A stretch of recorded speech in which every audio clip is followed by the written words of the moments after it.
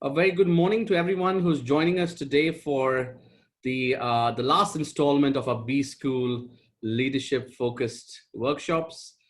We've just started a bit earlier to allow everybody to join in, and we can see that people are still coming in.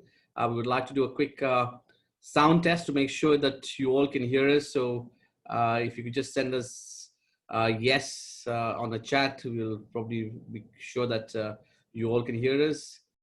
We are at max attendance today. We have the largest number of registrations, over 200 registrations for this workshop. So we're very excited to be welcoming all of you all here today. Our panelists, our great panelists are waiting, they're prepared, and we've got some world-class experts here from different parts of the world. So they are all ready for you. We're just waiting for a minute more. It's 11 o'clock in India and very early in the morning for those joining us from Europe today, 7:30. So I'm glad that all of you have made it. We are just waiting for a few more people to join us. At the moment, the numbers is increasing, and we should be going live with our session in a moment from now.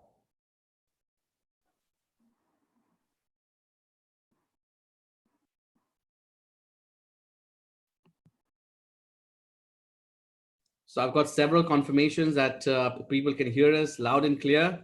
So that's great. You can also see the panelists at this time. And once we have a full house, we will be beginning pretty soon. So it's 11:01. That means we have to start. Again, good morning to everyone joining us for the last installment of the B School Leadership Series workshop. Today's workshop is on making research more visible and impactful. I'm glad that we have some world-class experts with us here today. We would love to hear your feedback at the end of these sessions. We would love to hear what you all think, what other topics would you like to see in the future.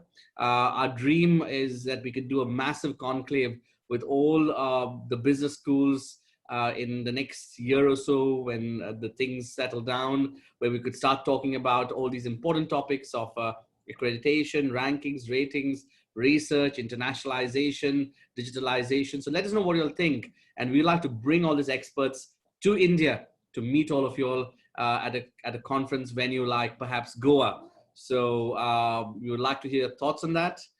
Meanwhile, we have almost everybody here. So thank you for joining us for this session. My name is Ashwin Fernandez, and you probably have received a few emails from me in the last few weeks. I would like to introduce the moderator of today's session, Professor Ulrich Hommel, who is the Professor of Higher Education Finance at EBS in Germany and the founding partner of SOLAS. Professor Ulrich has many years of experience around the world at some of the top B schools. He's also on the EF, is a chair at EFMD, has consulted for various universities, and we're glad he's made time this morning to join us for this session. It's 7:30 for him in Europe, so we're glad that he joined us. We have some amazing panelists who are coming from different parts of the world, and let me quickly introduce them, and I think a proper introduction will be done later. We have Dr. Charles, who's coming from France, from GEM. We have Professor Tony Travaglione, who's coming to us from Australia, from the University of Newcastle, and Professor Padmanabha Ramanujam, or Paddy as we call him, from our own QS IGAUGE office in Bangalore. So I would like to welcome all our panelists, and over to you, Rich, for moderating the session. Thank you so much. Good morning to everybody. I'm also very honored for being given the opportunity to moderate this session this morning. Let me just briefly give you a bit of instructions how the session will work this morning. So we will start with a short introduction round. Then the panelists will look at this topic of making research more impactful and visible from their own perspective with a short presentation. And then we will actually move into the discussion round. You're encouraged to participate actively in the discussion. Now, Zoom gives you a chat and a Q&A option. Yeah, I think the chat is more for communicating, you know, among yourself. Very often in webinars, we then have a parallel stream of discussion. If you actually want to direct a question to the panelists, I ask you to please use the Q&A option that you also see at the bottom. And given that we have many people in the room, I have to apologize already. We will probably not be able to pick up all the questions, but I will try. Yeah. In the introduction round, and let me start before then passing it on to the panelists. We basically want to talk about ourselves and our current professional role and what our passion about research is. Well, I'm looking back at many years in a leadership function at EFMD. I've always maintained my academic career, and one of my specializations there is higher education finance. So I'm a professor of finance, an economist by training.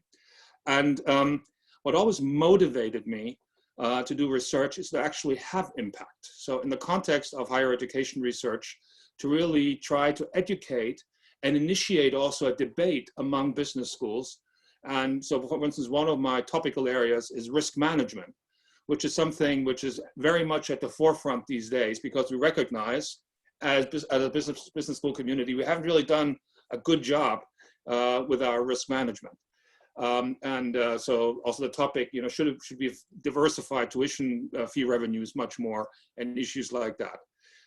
So I really feel like this is now also for me a wonderful opportunity to do more research. So much for my person. Let me move on. Charles, do you want to be next? Yes, thank you very much for inviting me on this panel. So my name is Charles-Clemens Rüling. I'm German, but I've been working in France for a long time. I'm a professor of organization theory, economist and sociologist by training. I've worked a lot on innovation diffusion and innovation adoption, and especially during the last years on institutional change, and more recently on collective trust in the health sector. And I've been an associate dean for research at Grenoble Ecole de Management for the last 3 years. So Grenoble Ecole de Management, I would say it's a mid-size business school in France, Grande Ecole model. We have about 6,000 students in the classroom, about 200 faculty, out of which 120 have a clear research profile. And my passion about research today, I would say 2 sides. On one hand, my own academic endeavor, really understanding the drivers and the barriers to large-scale institutional change. And secondly, in my institutional role, really the question of how we can bring our research to the stakeholders, really with one kind of key idea, which is moving beyond the academic publication and making our research meaningful for our partners, students, alumni, and of course also our corporate partners. Very good. Thank you, Charles. Patty? Good morning. This is Professor Padmanabha Ramanujam. As Ulrich says, you know, we need to keep this introduction short. So I just want to focus on introducing my own research. My research is in the area of law and economics. My previous engagements have been, I've been part of OP Jindal Global University as a founding faculty. And, you know, I'm currently working as a Chief Knowledge Officer at IGAUGE. My area, as I said, it's law and economics. You know, I currently moved into a new domain of higher education, writing policy briefs, working very closely with the government. And I'm really excited with this new position with IGAUGE in understanding rating, ranking.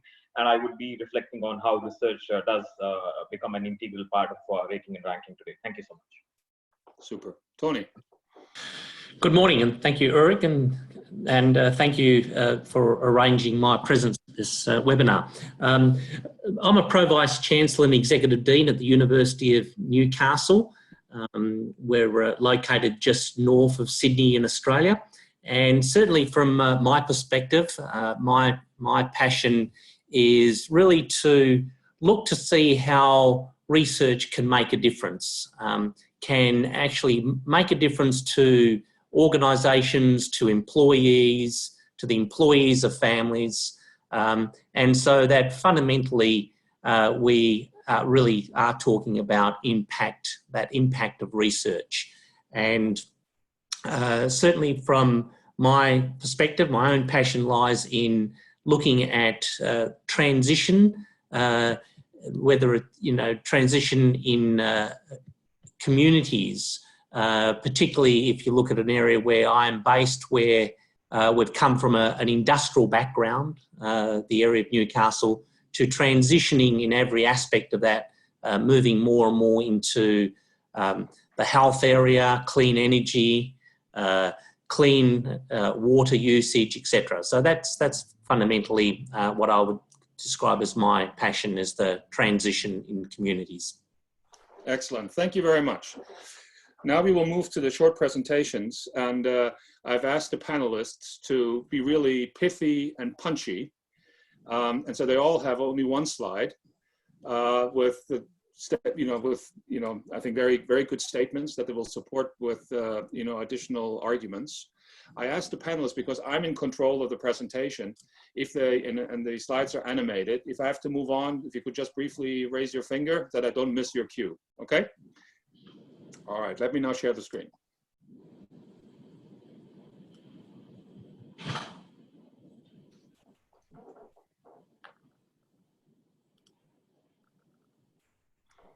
All right. Patty, you're first, and obviously you're also representing the one of the host institutions for this webinar. Having an Indian background, you understand the local situation quite well, but at the same time, you also understand the accreditation and rankings scene very well. And I think that's one of the things that Indian institutions are struggling with. How can we actually become more visible internationally? And then typically the rankings and the accreditations are the reference points. So from that perspective, can you give us your vision of research that business schools should engage in? Thank you so much, Ulrich, for that question. As part of my presentation, I would be focusing on 4 main points, and I would want to keep this very brief, and I would want to take more questions and elaborate on this. If you see how rankings are basically focused, they're focused on impactful research.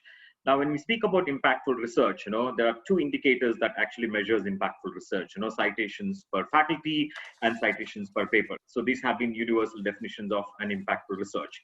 But, at the same time, it is very important, I strongly feel that impactful research is not necessarily visible research or research that could be relevant for a stakeholder. So it is always important for business schools to keep a balance between what we call as an impactful research and and what I would want to define as a stakeholder relevant research. If you see, there is a huge emphasis by business schools to publish in top peer-reviewed journals. And mind you, it is not necessary that all the stakeholders or practitioners or managers are going through these journals. So it would be very important that to create impactful research, the publications become much more broader. Rather than asking a question where the faculty is publishing, we could rather focus on the question, how many times the students are using this research, what kind of policy analysis and briefs are emerging out of this research. So it could be a bit more broader question, so that it would help an impactful research to become more visible.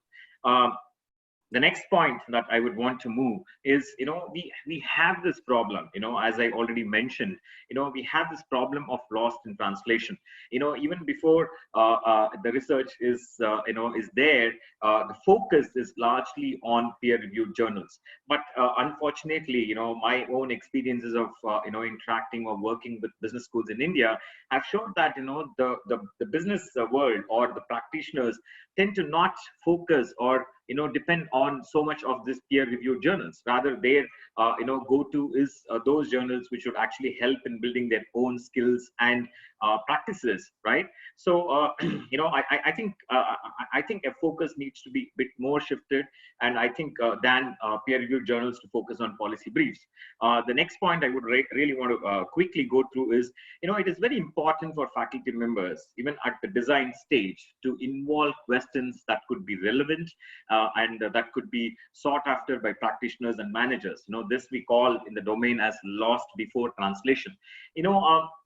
I see this as the need of the hour. Like for example, in India currently we are having severe issues in terms of e-commerce.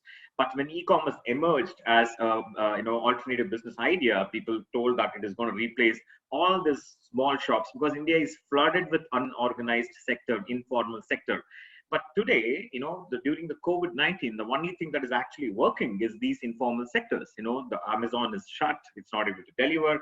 Flipkart, which is bought by Walmart in India, is not working. So it is very important to identify certain questions which actually could make a lot of difference for the practitioners.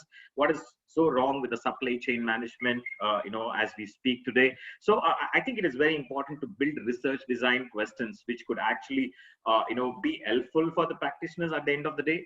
And I would want to move and add a last dimension, how to make a research, impactful research more visible. I think it is very important to epitomize the question of engaged scholars and responsible research. When I say engaged scholars, I mean that it is very important that the research should eventually help in solving some social problems.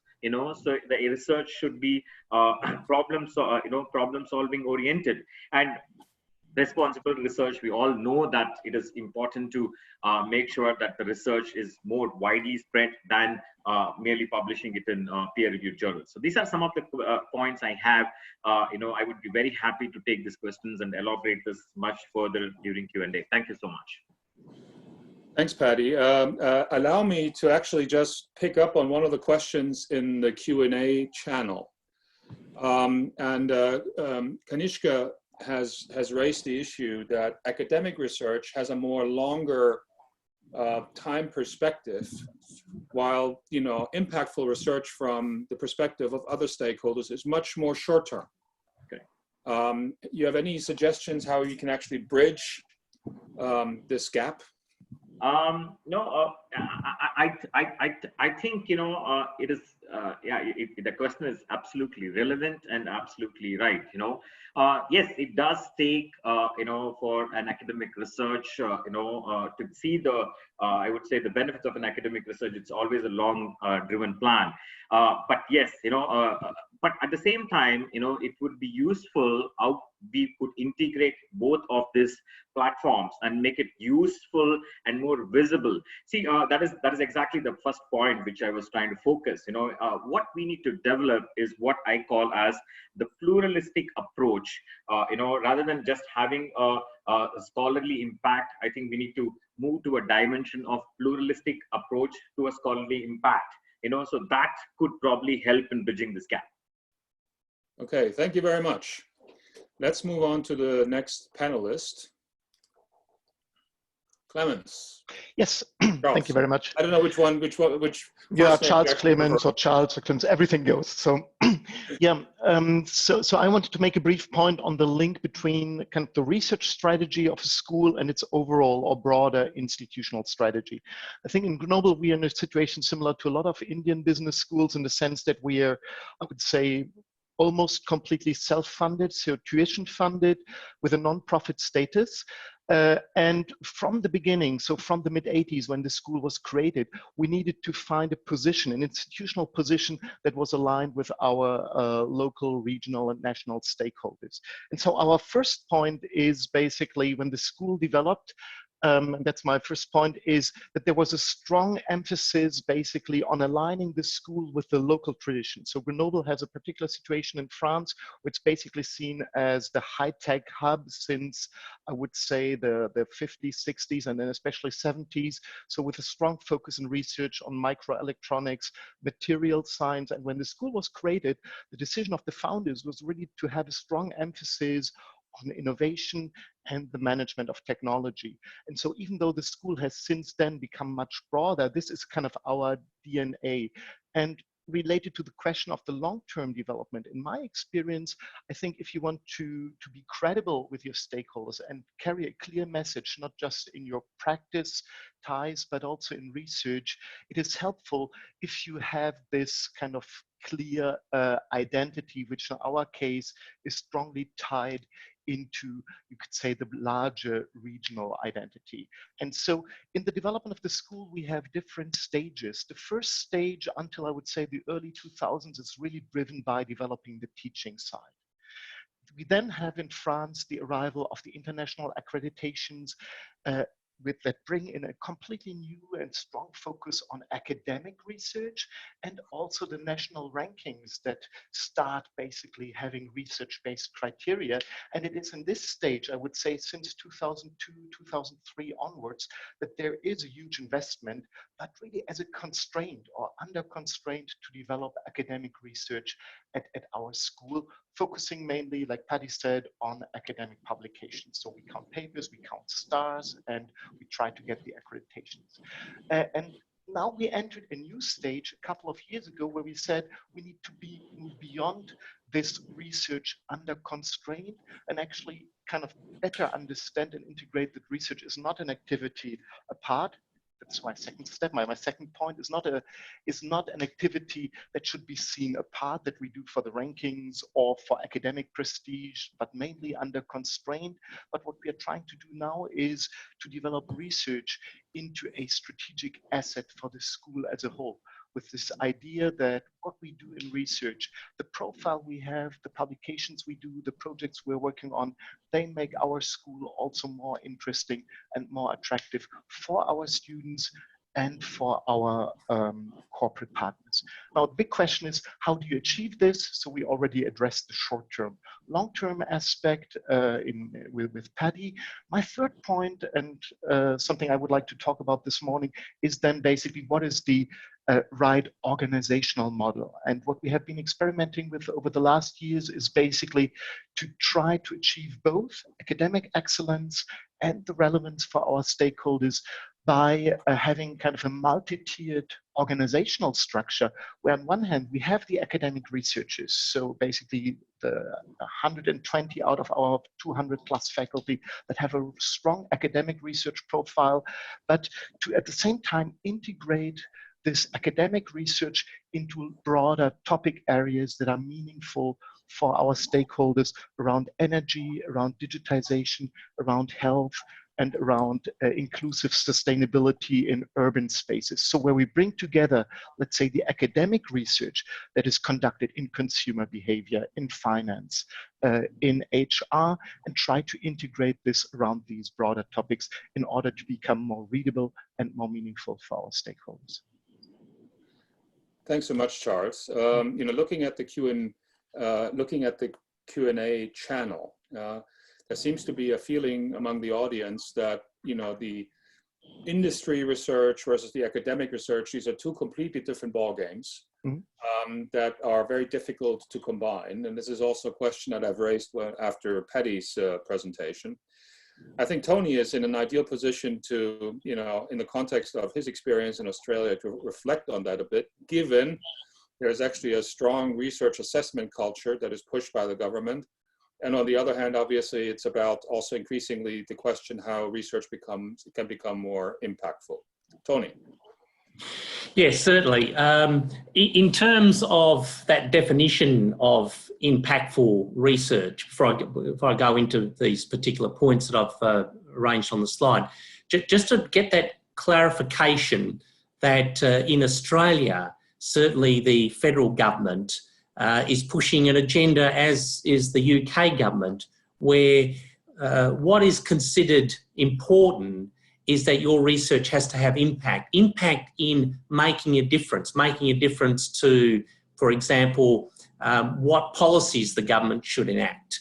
It's not impact in the academic sense of what is the impact factor of your journal. So our assessment that the federal government is moving more and more towards is to say to academics and institutions, show us what your research has done. What difference has it made in critical areas of the economy and people's lives? So I suppose in that regard, that really touches on my first point, and that is there really is an incentive that is provided now within our country, where we are, as Charles referred to, the identity initially is a local identity. We want to be able to deal with issues that are critical in this country, and the research has to make that difference. So let me just give you one really, really brief example. Australia was managing the way it dealt with preventative bushfires in a very European way. And I'm not going to go into the detail about what that means, but we've seen that in the last 6 months, what a disaster that was. And in fact, for many, many thousands of years, our Indigenous community managed bushfires in a very, very different way. And looking at what they have done and what they did for thousands of years, we now have accepted that the management of bushfires to avoid the type of disaster that Australia had in late last year and early this year really requires a very unique approach. And so it is that initial identity and what is important within your own country. But then if I move on to my second point, in terms of engagement internationally, certainly if you look at critical aspects of research that one can do within their own country. Now, again, I'll take an example here of beach erosion. We have, like probably in many areas of the world, issues around erosion of our beautiful beaches in Australia. Now, if we solve that problem here locally, then we can offer those solutions to the world. So there is that scope to take those solutions internationally and to undertake collaboration. I noticed one of the participants that came in on the screen was from IIT Delhi. There may have been more, but I certainly noticed one individual. Just to give you an example, how we as a university, as a business school, collaborate with IIT Delhi around efficiencies in the way that our port is managed. Our port here in Newcastle is the largest coal exporting port in the world.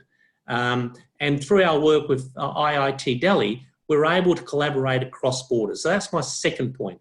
In terms of my third point, this transition of the local economy, what is important? So we've transitioned here in Newcastle from a very industrial base. So obviously large resources of coal meant that we produced a very large steel industry. Now we've got to transition to clean energy. So Newcastle is leading that transition to clean energy. We're also at the forefront of certain aspects of health. And so our economists focus on health economics and then take those findings certainly nationally and internationally. And then the last point is around the integration of teaching and research, especially in the MBA programs. So what I've found over many, many years is what we have now seen is the number one issue for students is they want placements. That is a really critical aspect of their education. And if we can engage with C-level executives, if we can bring those C-level executives into the classroom or engage with them in terms of our research, then we have the ability to engage organisations, and those organisations are able to not only do presentations in the classroom, but critically deliver on the most important aspect for a student now, and that is a value-added placement. And so good research means that you're able to engage with that C-level executive. Thank you very much. Let me now stop the sharing of the screen. Okay. I think you've raised a number of interesting points that already has actually encouraged the audience to post a number of very good questions. And it is about, if I can put this out as a general headline, how can we actually engage in good scholarship? And we can tackle this from different dimensions. And by the way, I will not be, it's too much multitasking. I will not be able to actually manage the Q&A by typing answers and clicking. So don't expect that to happen. But one of the participants raised a question, and that's directed towards you, Patty. If we're talking about good scholarship, And then the ranking organizations, for instance, restrict the media that actually represent good scholarship by, for instance, selection of journals. Isn't that like defeating the purpose? Yes, the ranking focuses more towards impactful, but impactful is very narrowly defined. So I thought this is an opportunity for us to redefine the word impactful to make it more visible, the research more visible. The question is two-dimensional. One, how the business schools are focusing on, let's say, promotions of their own faculty members. It's also primarily based on how much impactful the research is, where they are actually publishing, in what kind of journals they're publishing. But it is actually not based on asking questions, is their research more visible or more relevant? I think even asking different questions could actually help. I actually came forward to this webinar, primarily to, link the idea of impactful to visibility. I feel that the research would be more visible if it is more relevant, which is focused in solving the local problems or the problems that are actually prevalent in that particular country, So I think these three factors need to be linked, yes. But as we speak today, the ranking is more focused towards, scopers, more focused towards impactful research, which are actually taken into consideration. But if the business schools do see a need that, the research needs to be expanded to make it more relevant research, there is a case, right? So I feel that we need, this discussion need to be taken beyond ranking, because we are focusing not just creating impactful research, but also a research which is more visible and more relevant for, I would say, the stakeholders. Thank you very much. That was actually the very first question in the Q&A channel was, is there any research organization that focuses on these topics? And indeed, when at EFMD, I was creating the Higher Education Research Conference that happens annually, that brings together researchers focusing on exactly these issues. And to be very honest, my impression was always in these discussions that there is a dilemma, that we're actually very good in criticizing what we do. So we have an easy time identifying what is not working. We are really, we're struggling to come up with ideas how to solve these issues. Yeah, and also researchers focusing on these issues have trouble to actually normatively suggest the way forward. One thing that actually in the debate has come up again and again and again when it's about creating good, impactful, visible scholarship, and Paddy, I agree, impactful doesn't just mean journal impact scores. It is about rethinking the way we educate our faculty. So in the way we structure our PhD programs, the way we actually treat and manage and guide a junior faculty. Charles, do you have an opinion on that? Yeah, I think it is actually a dilemma. Now, a term that is very important in strategy is ambidexterity. And I think we also need a kind of ambidexterity in our organizations, because it is very clear, given the constraints we have, but also given the fact that we need to maintain our attractiveness as an employer for highly qualified faculty, that we need to keep the focus on high-level journal publications and enable faculty conduct research that gets into these journals. But at the same time, I mean, we need to increase our relevance, as I said before, for our stakeholders. So we have to do both. Now, two things that are important for me. One is an idea I have defended for a long time, this idea of leveraging research for multiple audiences. So you can conduct research that is highly meaningful on an academic side, but then also translate it into knowledge that appeals to practitioners and that is actionable. Part of this comes out of, I think, that's our approach, a kind of clear differentiation in faculty profiles and faculty workload. We have, for example, colleagues who are experts in gamification.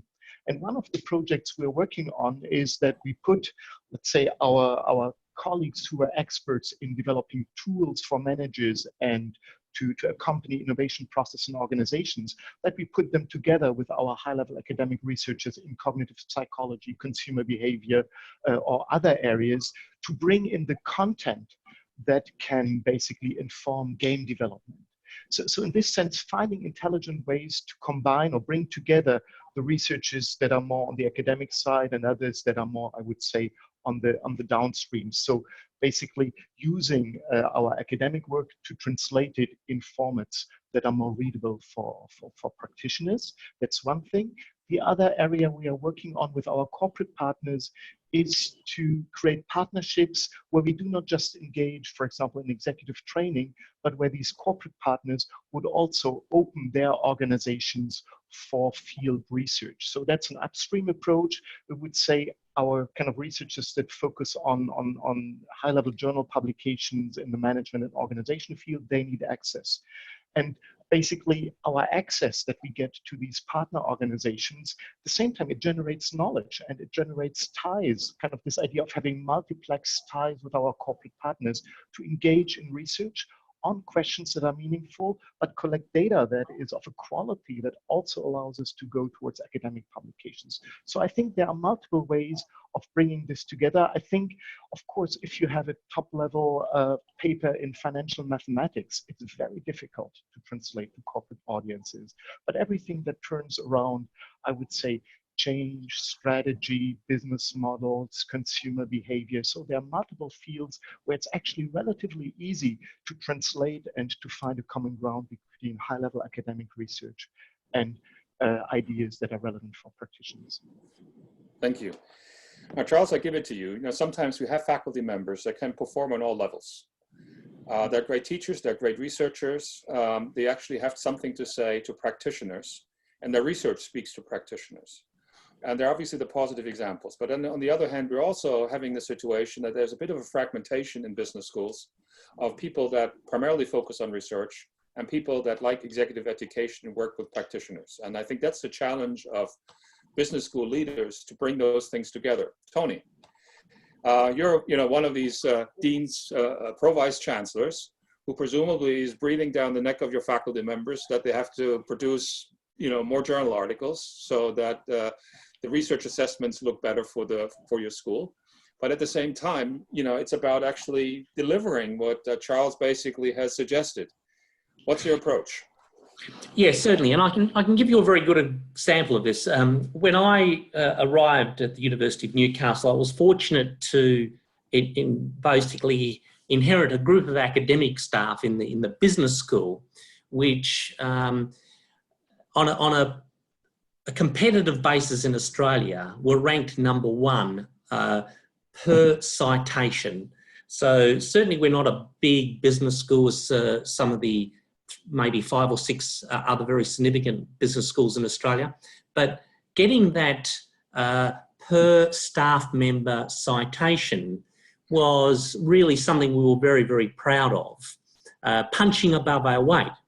But I basically then had to really acknowledge that success, but also move the staff to an area where at the time they were very weak, and that is they were not engaging with industry. They were not winning industry grants. So they were your traditional solid academic, where performance was measured and they were performing very well on research quality. But more on the impact side, where they would be engaging with government and industry, etc., they just weren't doing that. And so really, from my perspective, you could have taken 2 angles. You could have pushed harder into executive education, or we simply just took an engagement perspective where a series of us went out to very senior people in organisations, whether they were energy companies, water companies, health organisations, and we really wanted to know what the problems were in those organisations. So, for example, and I'll just give this one, the local water authority here, very large water authority, had some real issues in terms of the water usage was so great that they needed to invest literally billions to build new dams. Or they simply could have an education around water usage through basic principles of consumer behaviour to reduce the actual quantity of water used. So they we said to that CEO, we can help you with that. And we started a campaign around Love Water. And Love Water was all about conserving water.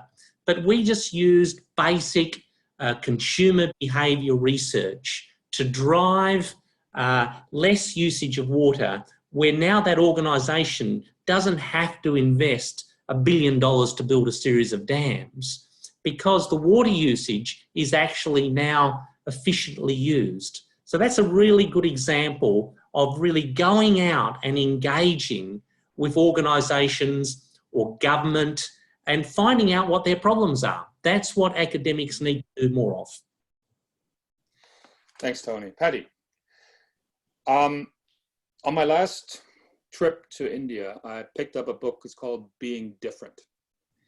That India is different than the West. And I'm always reflecting on, because obviously you have different higher education traditions. What also stands out for me is that business schools are actively engaged in the community and trying to resolve social problems. Yeah, and so I think there's also a great opportunity for Indian business schools to be internationally recognized, be visible, but at the same time be different. So if you reflect on what Tony has just said, is there a specific Indian approach that you would propose that will actually address these issues based on where the Indian higher education sector is positioned at right now? And in that context, I would also like you to pick up a bit on a point made by Debraj.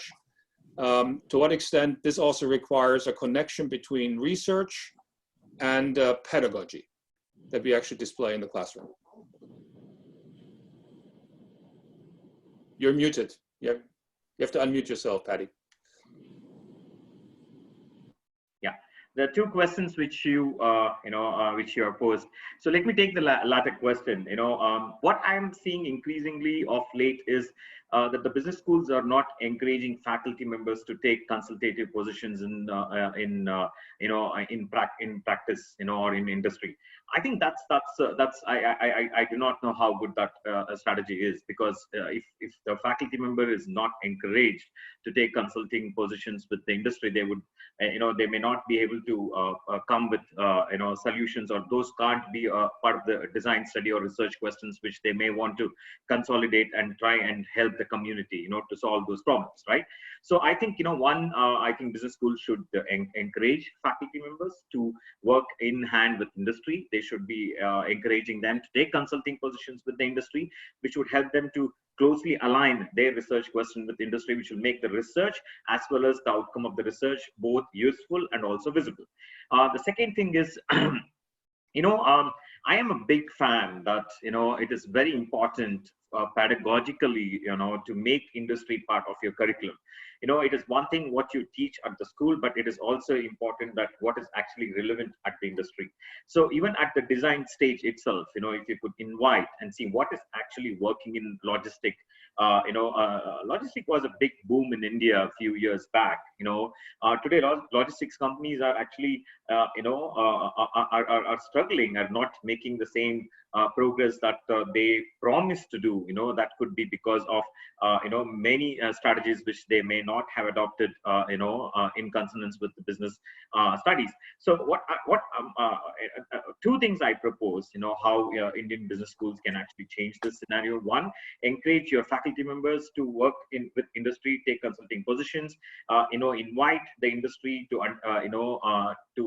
float or make pedagogical inroads as far as the business school is concerned. I have some credited courses where you could have the practitioners also to come and give some value-based learning, and these two could happen.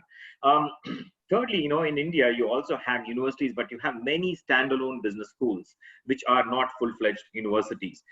So those schools have a bigger challenge, to understand, because India's, affiliation to university system is very complex, compared to, other countries. You have two kinds of education system. One are universities which have faculties, could be business school.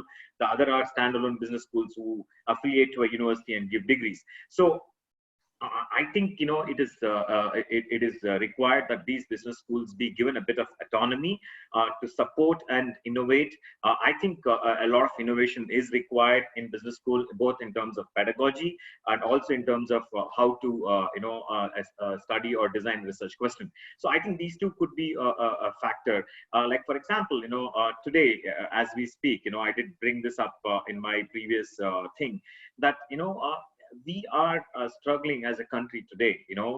Yesterday I read a very interesting article how few students came together to start a new entrepreneurship venture to supply vegetables, because the big basket, which was a multi-million company, is closed and it's shut and it's not able to supply the vegetables. So I think we have a lot of social problems actually creeping up because of COVID-19 situation. I think the need of the hour would be for the business schools to innovate, partner with the industry and identify unique research questions, which could be both useful for the community and also for the business schools. Thanks, Paddy. Well, we are basically at a point, that I've also observed very often, at the higher education research conferences of EFMD. I think we have a very good understanding what needs to be done and where we are. What we're struggling with is, what is like the mechanism that gets us to, that gets the way forward. And there are two issues, I think, that are critical. One thing, how we deal with junior faculty. We all notice in business schools there has been a change in narrative over the last 20 years. And nowadays, when you talk to professors, it's all about, oh, I've completed an article, I've submitted an article to a wonderful journal, I've received a revise and resubmit from a journal, I've received an acceptance from that journal. And the more of that you produce, the more people like Tony will be happy, because that will actually then play out very nicely in the next round of the research assessment. Yeah. And it's exactly this type of narrative that we instill in junior faculty. Yeah. And there's then implicitly the hope, once you're tenured, once you have all the freedom, you actually switch to a different model where you become more impactful. And I don't know how realistic that is. Mm-hmm. Yeah, that's my point one. Mm-hmm. The second point, so it's not just about guiding junior faculty and PhD students, maybe how we run PhD programs, it's also how we organize ourselves. Yeah, and I want to give you one positive example, which is the Judge School in Cambridge. And they actually, the dean encourages faculty members to engage in centers that are populated by adjunct faculty from practice and academic faculty, and to address issues that are indeed impactful, where the school is quite ready to make seed funding in innovative topics that may not actually have a quick return, but once they have a return, it may have a tremendous impact in the wider stakeholder community. So again, I want to raise this issue again: how we train PhD students, how we guide junior faculty, and how we organize ourselves. What are your reactions? Anybody? Ulrich, is this question? For all anybody of you. getting this question? For all of you. Yeah, I can maybe say something about faculty training when I look at our PhDs. Of course, the question of placement is also relevant when we train PhDs, and as long, I would say, as all academic organizations around us mainly valorize papers in the pipeline, job market papers, and so on, it is very difficult to change the logic of academic training.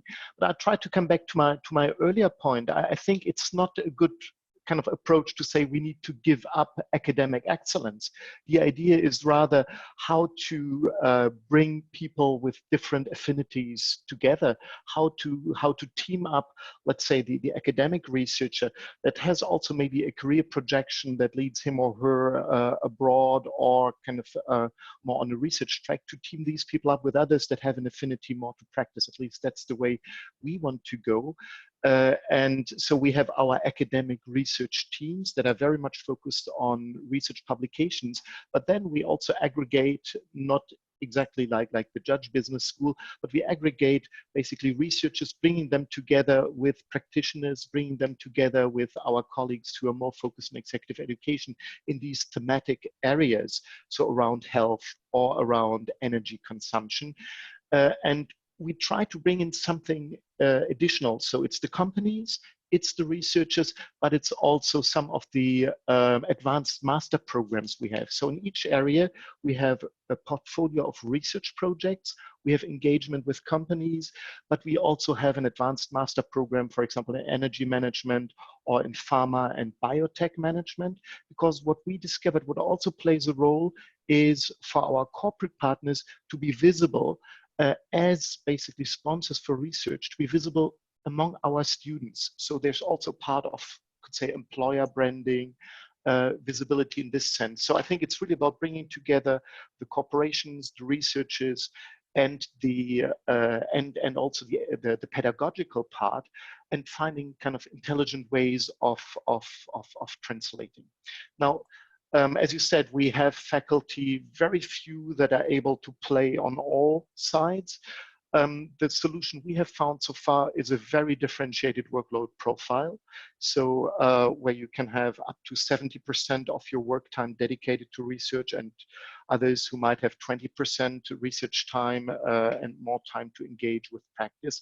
And then the challenge is basically to bring these people together. So this requires on an organizational level that you don't isolate the academic researchers, you don't just look at individual performance, but you try to have a more collegiate or cooperative approach within the organization, and be very careful that you do not use basically the number of research days that somebody has or the stars produced as an indicator of somebody's value in the organization. So finding basically an institutional approach where you value these different activities and find a way of bringing these different colleagues together. Yes, can I just add something here? And Ulrich, I'm going to call on your expertise, obviously, with EFMD, and look at the approach that the two leading accreditation bodies take to the way they undertake accreditation peer review panels. So AACSB is, have a panel, a peer review panel, which are senior academics. Typically, you've had to have been a dean or recently in that position. But you're an academic. As distinct from if you have a look at EFMD, and of course you would know more about this than me, but there's an industry component of that peer review team. And certainly that really makes a total difference in why the value of both AACSB and the EFMD accreditations such as EQUIS are really, really important, because they capture both. There's an industry component in one and not at the other. So if you then look at what your question was in relation to junior academics and PhD students, why not ensure that in a supervisory panel, they're not just academics, there's also an industry person?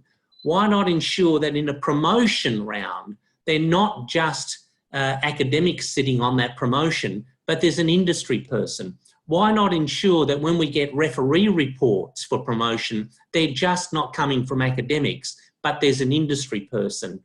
So those things are the type of things that we've got to be prepared to think outside the box if we truly want to engage with industry and government, and reinforce to our junior staff the importance of this. If they see an industry person on their promotion panel, they see an industry person on their PhD examination panel, they will understand the significance of that.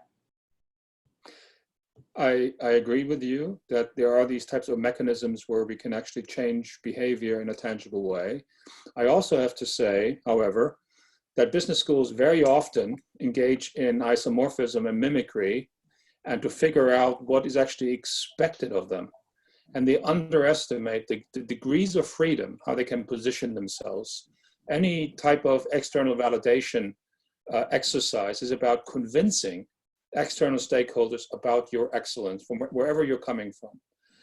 And it doesn't, for instance, necessarily require a standard, academic research model to do that, also in the context of an accreditation.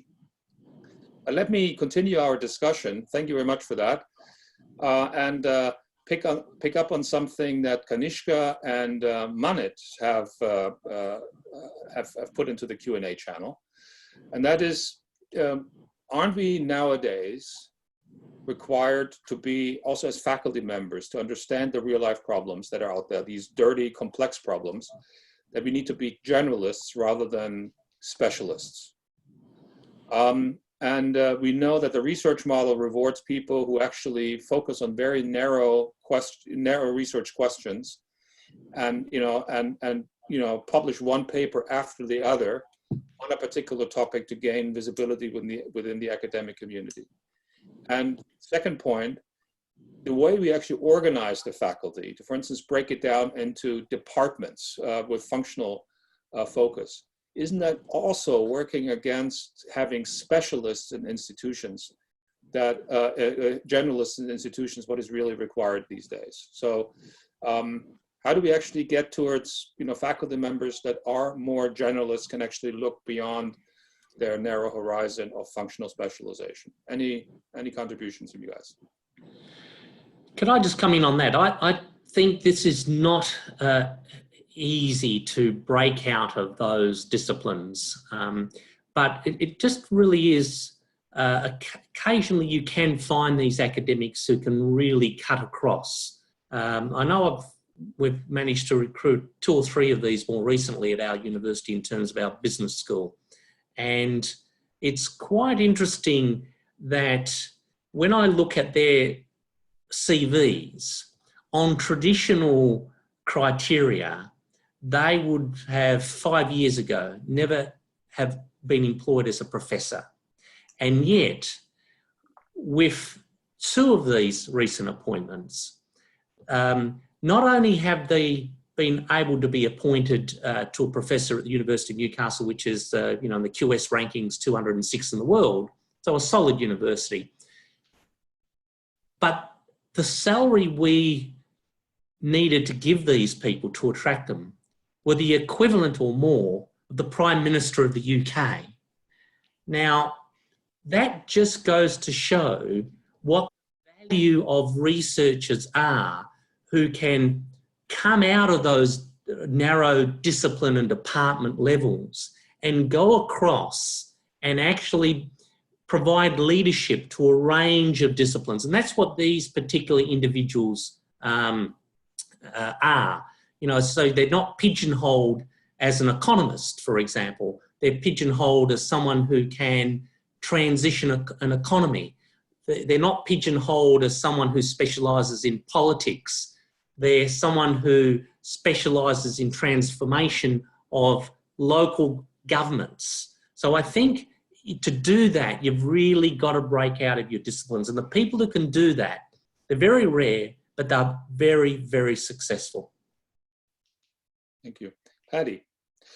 And Kanishka also made that point that, Indian business schools seem to be overly focused on, what is actually going on internationally, and they try to mimic that. And the question is, can they actually find their own path?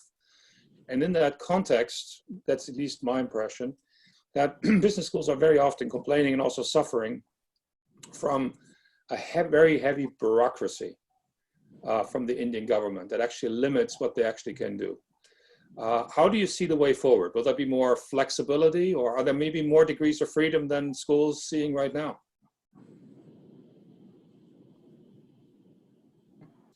As we speak, the government is actually working towards, actually giving more freedom to institutions which actually come and demonstrate excellence or eminence. So that is actually happening, and it is for these business schools to see how they fit into that categorization to get that extra autonomy to do what they want to do. Bureaucracy is not just in terms of not allowing business schools to perform. I also feel that it is very highly regulated. I actually wanted to come into the question. I wanted to demonstrate. Business schools are actually having another big problem. the number of teaching hours that faculty members ought to do in a business school is significantly higher, in India compared to any other, schools, business school outside India. So, it would definitely become difficult for business schools and the faculty members, especially assistant professors in these schools, to focus on research when they are spending a maximum amount of time teaching. So it is very important, that the institution, the institution also has a problem, because there are some specific guidelines which are laid down by UGC, which says how many hours an assistant professor should teach. I think these guidelines should go, and I think it is eminent, for the survival of the good business schools, that they get the autonomy, and for the business schools to have a good practice between the number of teachers a faculty member is teaching, versus the amount of time that he can actually, in fact, invest in research. Yes, there is a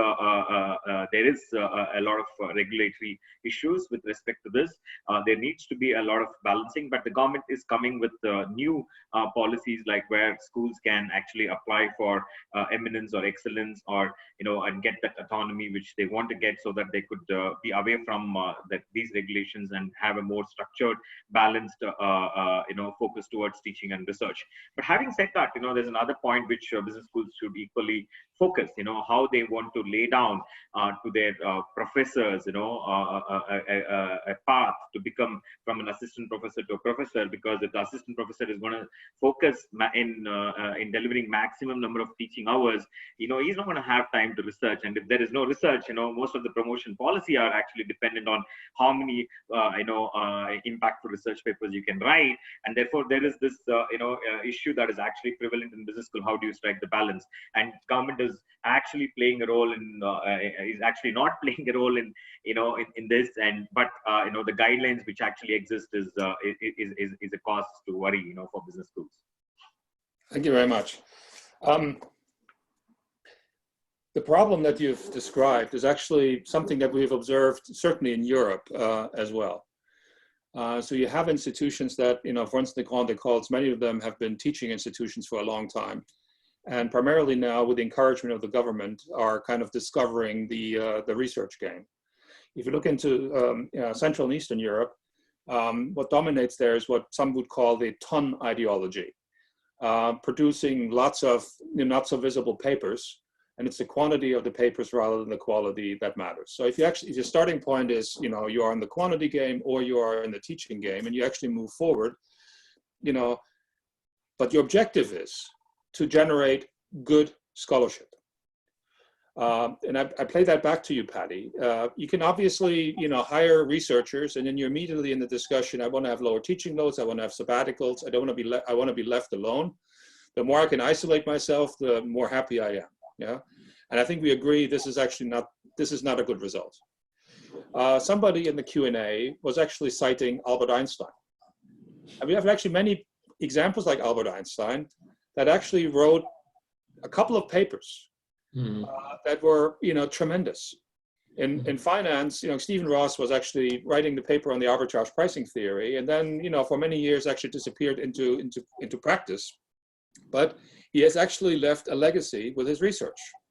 So how much research is really necessary to engage in good scholarship? So, obviously you can actually follow the struggles of the European institutions, for instance, or you actually, you search your own pathway. So what do you see as good scholarship going forward for Indian institutions in that context?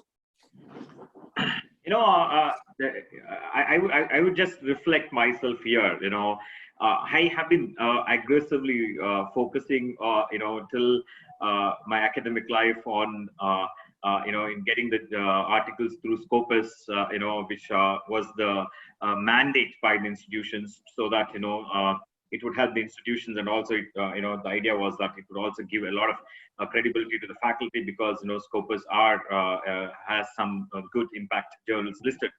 But let me be honest. As an academician, my own research has taken a huge shift while I am on the other side, where I feel, today I am able to write good policy briefs, which many students and the governments are happy to, come and have a discussion. I think that is more satisfying, than writing research papers on these journal publications.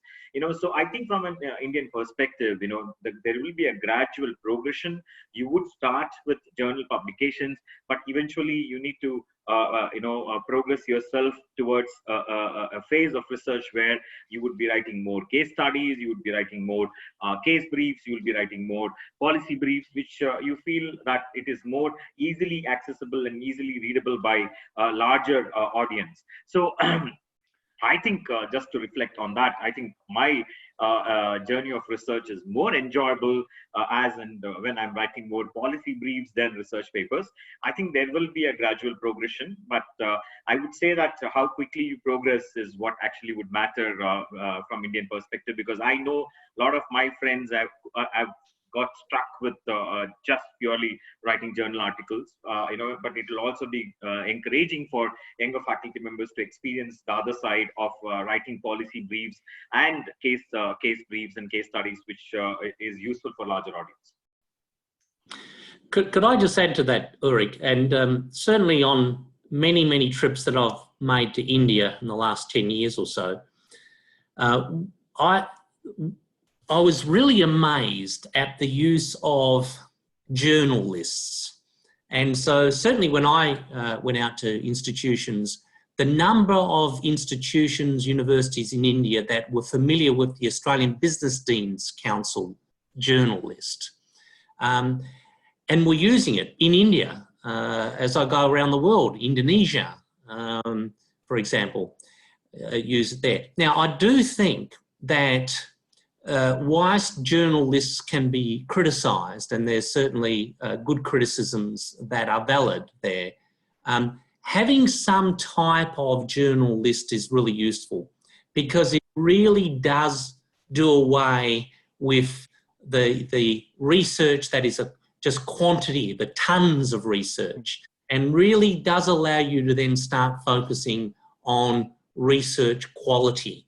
So I would encourage any of our participants in the audience today to look at a journal list. I mean, there's many out there. Every country sort of has one. You'll find them from the US, the UK, Canada, Australia, etc.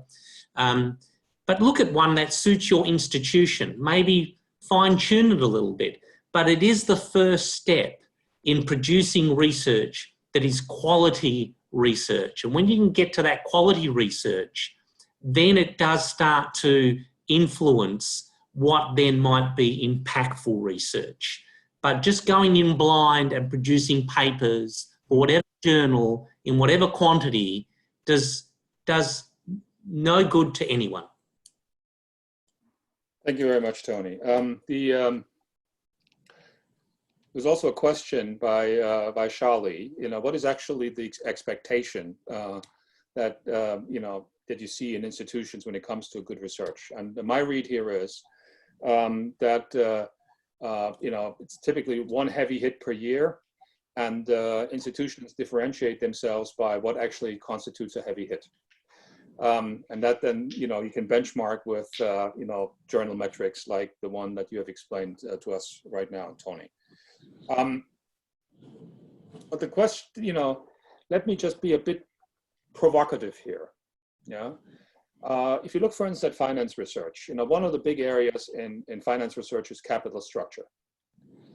And if I have to reflect on, what are really the important papers, I come up with 20, 30, 40 papers, but hundreds have actually been written.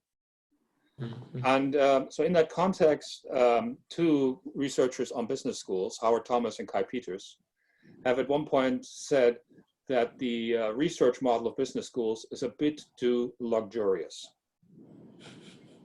And then reflecting on, how, all the disruptions we're experiencing right now, isn't it actually a waste of money to have researchers that can produce articles, which certainly hones their rigor and thinking, but the output is something that is kind of like an also-ran paper. Isn't that maybe not a very good use of resources? And maybe an alternative model is you have star researchers, and star researchers get actually supported by a team of people that make sure whatever is in that paper is transported to the various stakeholders in different formats. So is it potentially helpful to reorganize the way we actually conduct research in business schools? Charles, do you have an opinion on that? Yeah, I mean, going back to the Einstein example, I just looked up, we have about 2,000 PhD graduates in physics in the US alone every year. Now, not everyone is an Einstein, and there's a lot of research that just marginally basically contributes to a tiny body of knowledge. And I think, so it's probably expecting too much from one of the researchers in our schools to be impactful and to produce high-level publications and to be good in teaching and everything. So I very much believe in the complementarity of skills. So what we normally see is that in the areas where we have become very strong over the past years, one is social entrepreneurship and the other one is energy economics, but energy microeconomics. So we typically have one or two very, very high level academic researchers who publish in top journals, but they have this ability at the same time to animate their teams, to mobilize other colleagues in their projects. They attract funded projects, European projects, national projects, corporate contracts, and they have this ability to orchestrate their teams and to bring together people with different expertise. The latest step in this direction, we have these 4 large topic areas which I mentioned before: health, energy, digitization, and inclusive sustainability and transformation of urban spaces, which are to a large extent funded through corporate donations. So we set together each topic area, put 10,000–15,000 euros on the table, and we hired a scientific mediator. So somebody coming from a research facility, scientific research facility, who is trained basically in this translation task and helps the teams in these 4 topic areas to translate and to make their academic research interesting for non-academic audiences. And so I think you have to build up a complementary skill set, where on one hand you have the people who can really drive the academic debate, who can also raise funding from public funding agencies, and then you need people who have this ability to translate it for corporate practice, and then maybe others find their particular talent in talking to the media or to the broader audience. So I very much, at least in our context, I advocate for a collective and a team-based approach where we can bring together people with different skills. There's actually a very important point that you've raised, to make faculty members aware of skill sets that they will need in the future and encourage them to acquire these skill sets, which will not just be traditional teaching. I think everybody realizes that right now because we are locked up at home and are doing Zoom and whatever. To basically also prepare how the whole sector is changing in the future, and they have to actually find themselves, in that space somehow, and it will probably be a different position going forward. There's, to become a bit more political here. There's a big discussion about neoliberalism and how it actually is changing our societies. And there's like the big headline, the entrepreneurial self. Yeah, everybody's an entrepreneur, which kind of fits into this discussion. You're an entrepreneur, you have to figure out what the skill set is that you will need in the future. And I listened to a very interesting presentation at the Drucker Forum, and this person said, in the future, all your work will be projects, and the majority of the projects that you will do, you have to find yourself. Nobody in your organization will tell you what to do. So that means you have to become more entrepreneurial. So that as a backdrop, if you now think about the developments we see in academia, that I think we all realize that there's a fragmentation of institutions, that institutions will kind of, they are, disintegrating in a certain way. Provision of education certainly will become increasingly network or ecosystem based, where we all will start to partner in different ways with non-academic institutions. The question that I have in that context is, Does that mean that we also then have research entrepreneurs? And how does that actually impact the academic soul of the higher education sector? Patty, Tony, you want to come in first? Yes, perhaps if I respond to that, to say that an entrepreneur, as long as you're working within a team, because there's very little ability, I think, going forward to be an entrepreneur as an individual. So building on perhaps some of the points that Charles made earlier on, if you have a look at where a lot of the research is going in the STEM field, it's always been a solid base around teams, but that is growing more and more. And so again, if you have a look at your ability to do impactful research and the ability to communicate the results of that, typically you're going to have that team approach and cover off on all sorts of angles to that research. So yes, I suppose if you're an entrepreneur in the sense of providing some leadership, but don't see yourself as an entrepreneur in perhaps a one-man or one-woman show to really be able to conduct some very valuable and impactful research. Patty, you want to come in? I have a different take on this. I feel that every researcher is an entrepreneur. In terms of setting his design question, in searching a problem and trying to find a solution for the problem. But I see where Tony is coming from. A lot of part of research is also interdisciplinary. Where you need to collaborate and create something or try to address a question from a multidisciplinary perspective.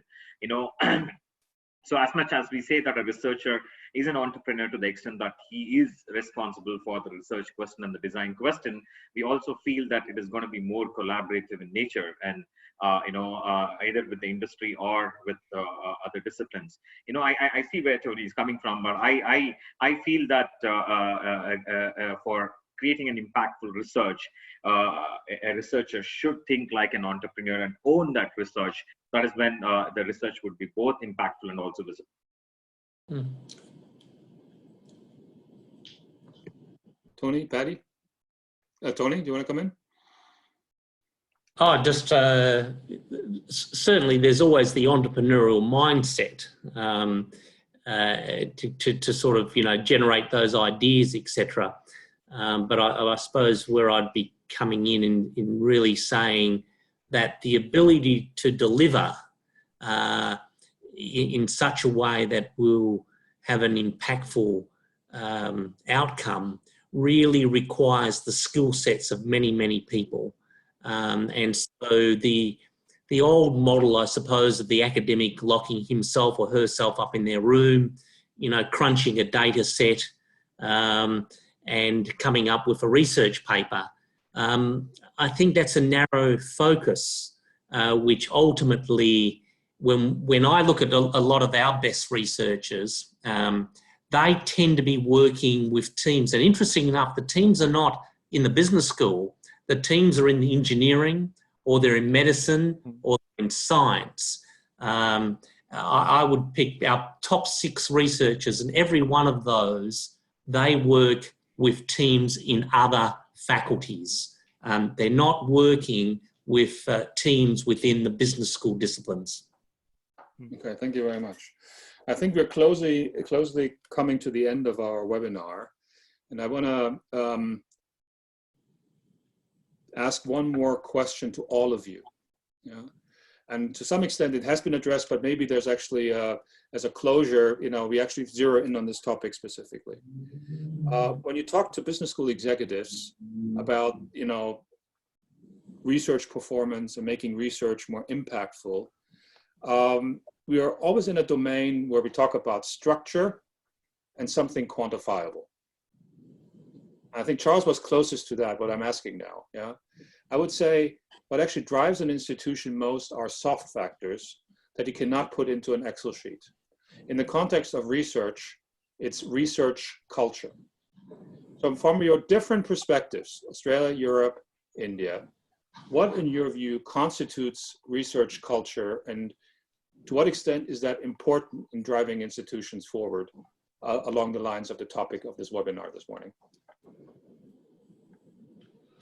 Charles, you want to start? Or Tony? Yeah, I can say a couple of words. Of course, metrics matter. And I mean, we have to set performance incentives. We have publication bonuses. We measure stars produced over 5 periods. So everything you can measure, we measure it. But if you want to develop research that is both academically relevant and meaningful, it needs to go beyond, of course. And one thing is, I mean, kind of encouraging the creation of teams, encouraging collaboration. For example, at our school, we don't have any individual research funding. It's all team-based. It's basically collectively decided in the teams how research funding gets allocated.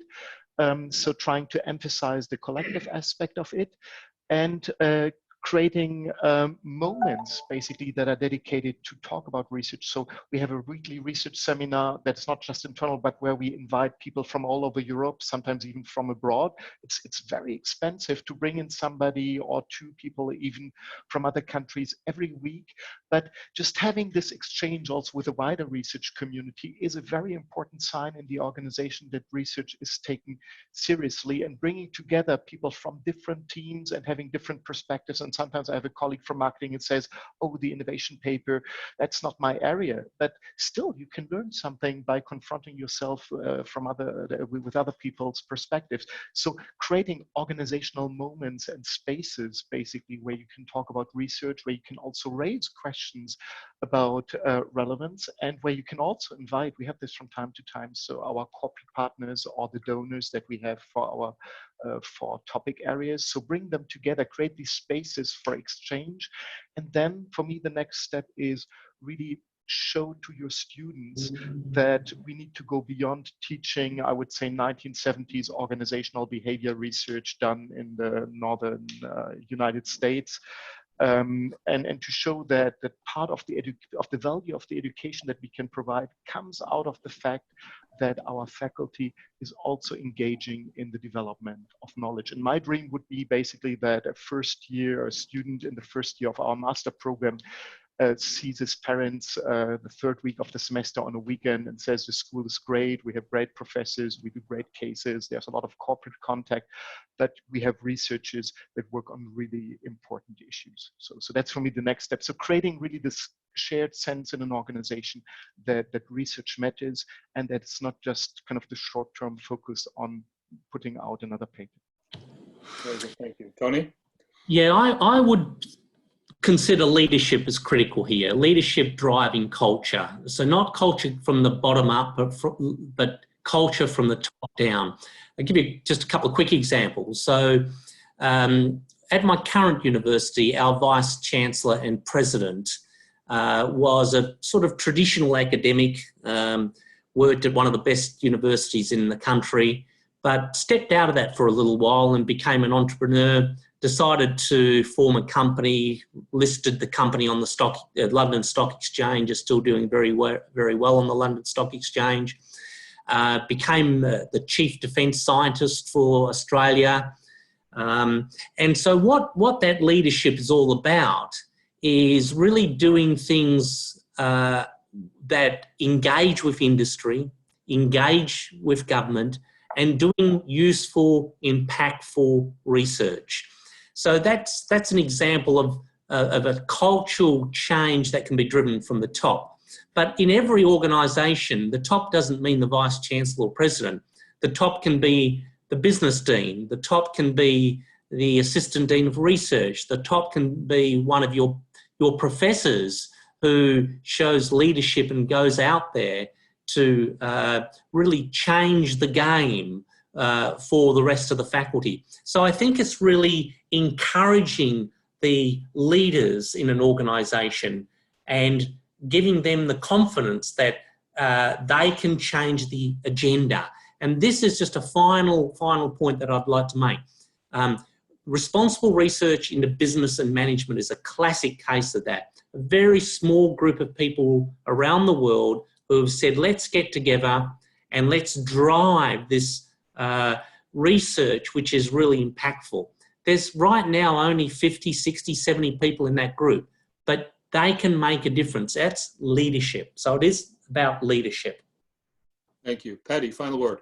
Yeah, so I feel I wouldn't want to say research from a stakeholder's perspective, you know, the stakeholders being students and parents who are looking at a potential business school.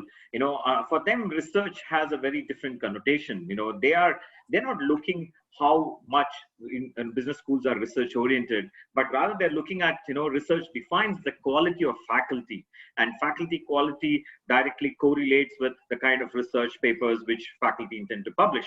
So from a stakeholder's perspective, research is a very important matrix because that gives them information about the quality of business school, and the quality of business school is also measured through faculty quality, which could be, you know, indirectly linked to the kind of research that the faculties have taken. So I feel that research matrix is very important for business school. It's just not any impactful research, but I would want to go a step further and talk about visibility of research, as I've already mentioned. And it is also important to make sure that, you know, students in business schools also become part of the research. So that would help, you know, the potential, the new students who are coming to business school can also understand that how relevant the curriculum is, because the faculty is highly research oriented. Therefore, the pedagogy and the curriculum will always be updated. So I think research is an important matrix, both from a business school perspective and also the stakeholder who is a parent or a student who's potentially looking at a business school. Thanks so much. Well, I would like to thank all the panelists for participating in this very intense, but also from my perspective, very rewarding discussion. I think we touched on a lot of issues. Also, thank you very much for the participants who have actually put questions into the Q&A channel. My apologies that I could actually not pick up on all the questions. And so thank you very much also for QS IGAUGE to organize this webinar, inviting me to moderate it. Thank you very much. Ashley, Chitra, Thank you. want to take over? Yeah, thanks, Francois. So we've come to the end of our B-School webinar leadership series, which was curated by QS IGAUGE in partnership with Academ by Rima 1. Special thanks to Francois, who moderated the previous webinars. The concluding session has been great, with very good and real life examples of making research impactful, you know, besides linking research with business strategies. And while Paddy gave some examples from an Indian context, all the other panelists, Tony, Charles, and Professor Ulrich, who moderated the discussion, gave a global perspective. So to me, it was a very engaging discussion, and there were a lot of key takeaways from this, and I hope all the participants enjoyed this webinar. I would like to thank all the panelists, Tony, Charles, Paddy, and Professor Ulrich for moderating this session. The recorded version of this webinar will be made available to all registered participants, like we have hosted the previous webinar sessions. We will also connect with all the participants to issue a certificate for each of the webinar that has been attended by you. And we also have plans to continue the webinar series, and you will hear from us shortly. Once again, my thanks to all the panelists, Professor Ulrich, and all the participants for attending this session. Thank you so much. Thanks, Francois. Thank you. Thank you. Okay, thank you very much.